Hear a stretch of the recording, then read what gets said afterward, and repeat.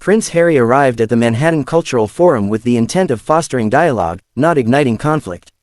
The event, a high-profile panel on generational wounds and cultural accountability, had drawn media attention across continents. What was expected to be a civil discourse soon evolved into a storm, and Harry found himself at its center. The auditorium pulsed with anticipation. Activists, academics, and artists filled the front rows, cameras perched like hawks at the back.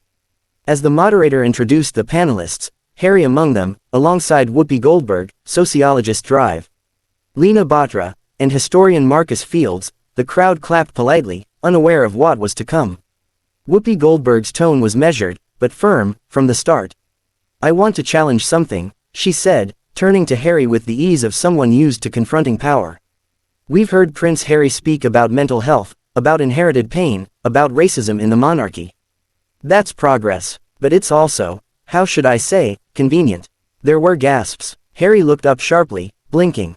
"Convenient," he echoed. "Yes," she continued, "because when folks in my community talked about these same issues for decades, we weren't invited on morning shows or into primetime interviews. We were ignored, mocked, or worse. Now it's suddenly fashionable to talk about trauma, because someone from Buckingham Palace is hurting." The room fell deathly silent. Cameras zoomed in on Harry, capturing every nuance of his reaction. He paused, his jaw tightening slightly before speaking. "I didn't choose to be born into privilege," he began, his voice calm but tinged with frustration. "But I have chosen to step away from it.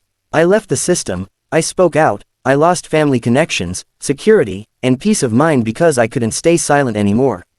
That wasn't convenient, that was terrifying." Whoopi leaned in. "You left the castle, yes. But the castle still echoes behind you.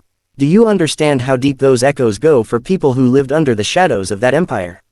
Harry blinked. He wasn't unprepared, he'd expected scrutiny, but the way Whoopi framed it hit deeper than he anticipated. It wasn't just a critique. It was a demand for accountability beyond personal struggle.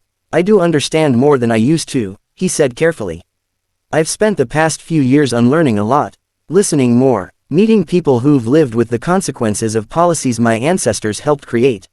I'm not asking to be applauded. I'm just not going to stay silent." From the far side of the stage, Drive, Batra stepped in, trying to ease the growing tension. "There's validity on both sides," she offered. "Prince Harry has opened conversations that would have been off limits a decade ago. But Whoopi's right, we must interrogate why certain voices are heard only when wrapped in royalty or celebrity." Harry nodded at her, grateful for the attempt at balance, but Whoopi wasn't done. "Let me be clear," she said, her voice rising just slightly. "I'm not saying your pain isn't real, Harry. I believe it is, I respect it, but pain in a palace is not the same as pain in a housing project, or from a legacy of slavery. You've had a global platform since birth. What are you doing with that, beyond sharing your story?" Harry straightened in his seat, eyes now steady. "I'm here, I'm listening, I'm still learning," he said. "But I didn't come to be pitied. I came to be part of something bigger than myself, even if it means being uncomfortable." The crowd was split, some nodding, others shifting in their seats, uncertain. The moderator glanced at the clock nervously. The panel was only half over, but the heat in the room suggested something irreversible had already happened. The conversation had turned raw, personal, and painfully necessary. Harry took a deep breath, preparing himself. The hardest part was yet to come. Backstage after the panel, the buzz of the crowd still echoed through the thick curtains. Producers and staff hurried past, whispering urgently into headsets, unsure whether they'd just witnessed a career-defining moment or a public relations disaster. Prince Harry stood by the refreshment table, nursing a bottle of water, his mind replaying every word from the confrontation. Whoopi Goldberg's words still rang in his ears, not as an attack, but as a challenge. He turned when he heard footsteps. Whoopi stood just a few feet away, arms folded, her expression unreadable. There was no audience now, no cameras, just two people in the hush of a green room. "You handled that better than most would've," she said quietly, eyes scanning his face. "Didn't expect you to keep your cool like that." Harry gave a small, tired laugh. "Didn't expect to feel like I was back in the war zone." Whoopi cracked a smile, the tension between them softening just a little. "We both know real war zones are different. This was just emotional artillery." He nodded. "Still rattles the bones." There was a beat of silence. Then Whoopi stepped closer, lowering her voice. "Look, I meant what I said. Too many people only start listening when someone with a title or fame speaks up. That's frustrating. It makes our history feel disposable unless it's packaged by someone palatable. Harry met her gaze. I get it. At least, I'm trying to. That's the thing, she said, pacing slowly. Trying isn't the same as transforming. Sharing your story is a good start, but that's just it. A start. Harry leaned against the wall, absorbing her words. When I left the royal family, I didn't know what I was walking into. I was angry, confused, trying to protect my wife and son. But since then, I've been asking myself, what now? How do I make it mean something? Start by listening more, not just to your inner circle, Whoopi said, sitting on the edge of a nearby table. You've got access, influence, but more importantly, people listen when you speak. Use that voice to amplify the ones who've been talking for generations and never got the mic. I want to, Harry said. I know I have blind spots. My upbringing didn't prepare me for the reality outside those castle walls. But I'm not trying to be the savior in someone else's story. I want to be an ally. An amplifier, like you said. She studied him for a long moment. That's a good answer, Windsor. He smiled at the nickname. I'm not even sure I go by that anymore. Well, she shrugged, old names die hard. What matters is whether the man behind it is willing to evolve. Just then, a junior producer poked their head in. We're being asked for photos of the full panel backstage. Press wants a follow-up quote from both of you. Whoopi waved her off. Tell them we'll be out in a minute. As the door closed again, Harry turned to her.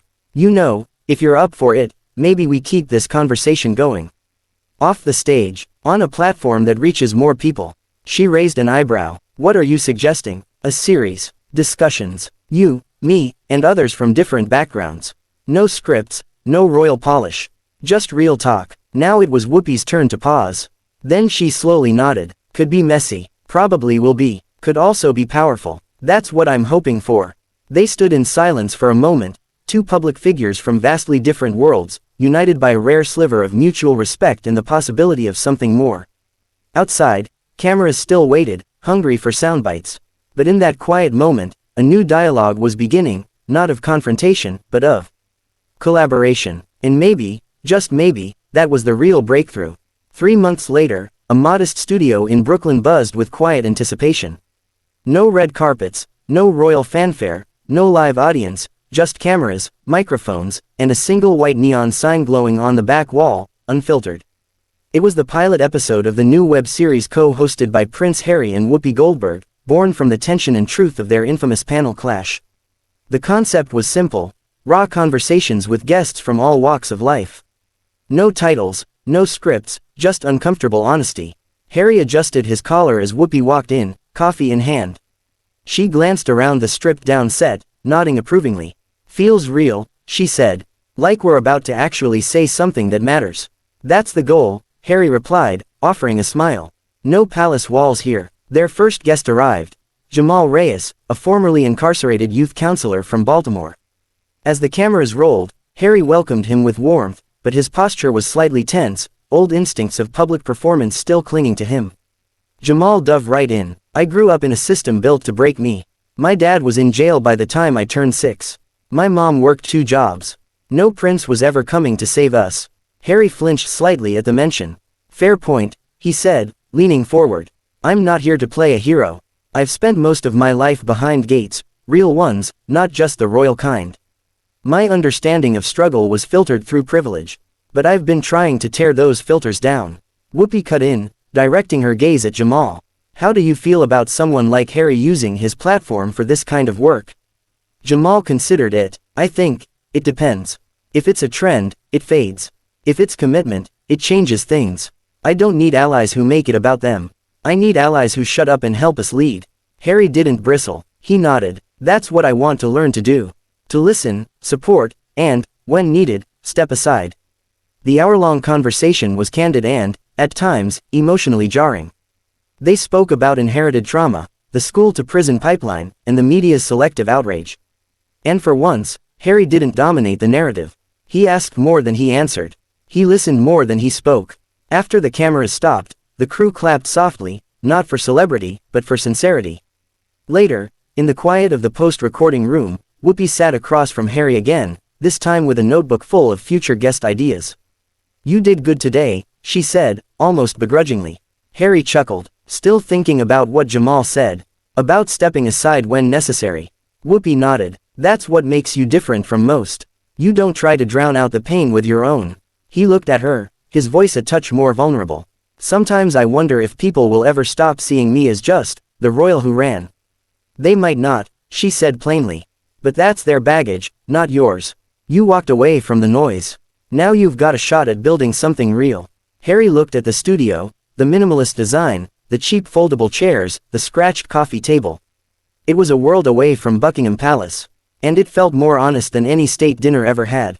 I think I'm where I'm supposed to be, he said quietly.